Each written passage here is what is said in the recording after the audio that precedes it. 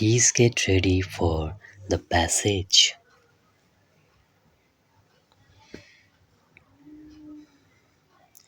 Reproduction and multiplication of books and other things is one of the characteristics of modern age. If someone wrote a book in ancient times, the writer could have only one copy of the handwritten manuscripts. If more copies were required, the whole thing had to be rewritten in hand by a scribe, which was an expensive and an arduous job. Today, on the other hand, if we want reproductions of a book or a given event, we have at our disposal not only the printing press but a few other scientific devices. Multiplication of things in the present age appears to be a mere child's play. In earlier days, if a good drama was staged and it happened to gain popularity, only those could benefit from it who were physically present when that play was staged. That is because the actors could not manage to be at more than one place at a time. Even if a play was restaged, no one could guarantee that it would be rendered with the same skill and have the same effect on the audience as the original play staged earlier. All that has changed today. Now we can have a play staged simultaneously at several places. We can have it cinematographed and in this way also reproduce the original voice of every actor. This is what is generally known as a film.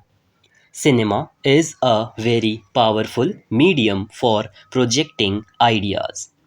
It can create excellent effect on the audience if it has well-groomed actors, nice dialogues and conveys a good moral. But it is equally potential in its destructive powers if the characters are immoral so that their life as portrayed in films tends to degrade rather than raise society. The capacity of the drama to do good or evil is limited in the sense that it can influence only those who see it enacted at one place at a time. But the capacity of the film is unlimited because of its reproductions and the large number of people who can see it any number of times at any number of places. It is therefore very necessary to be cautious in the production and use of films in order to ensure that they are utilized for the good of society.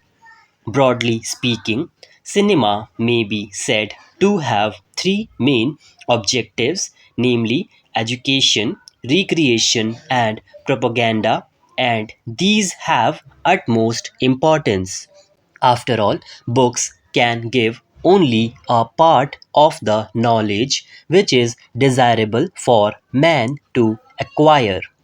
Far more than books, it is the experience, the contacts, and the environments which go to constitute an individual's knowledge. Cinema can be a great help in acquiring knowledge from all these different sources because it can extend to incredible limits the field of our visual and auditory experience. It is a truism that things which we see with our own eyes influence us far more than things which we hear from others' mouths.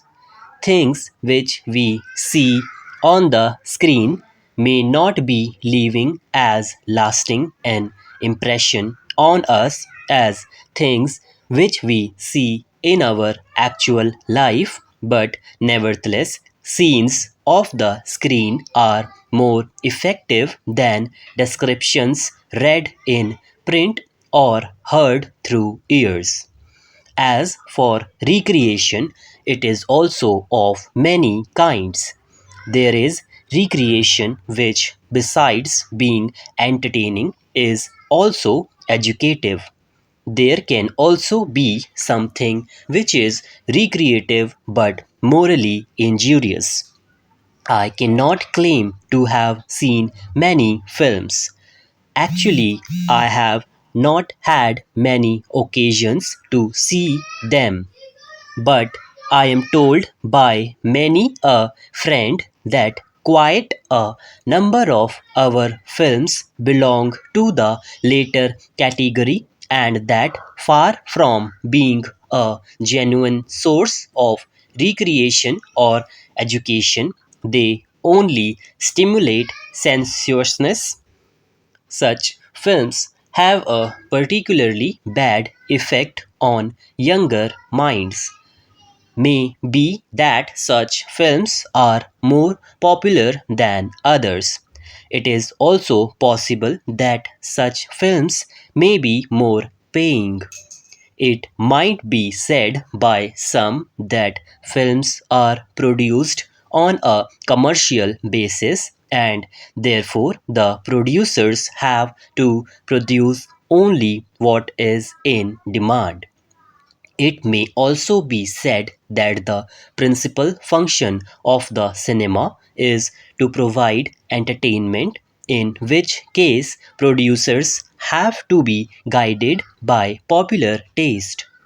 All these good points might be adduced for the sake of argument, but I would like to point out to those connected with our cinema industry that if they want to render real service to the public, and I do believe it should be their ideal, all these arguments should be of little consequence to them. At any rate, these are secondary considerations. The primary consideration must be service of the people.